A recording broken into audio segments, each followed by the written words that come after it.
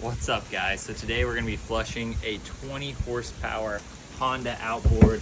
Most manufacturers recommend that you flush them after every use. As a sailor, that's kind of hard to do sometimes with limited water, but this little tool, this kit makes it easy. We'll zoom in on that. You can pause it and see. But you just screw it in right here. Let me take this and show them. There's two holes here, or two bolts here.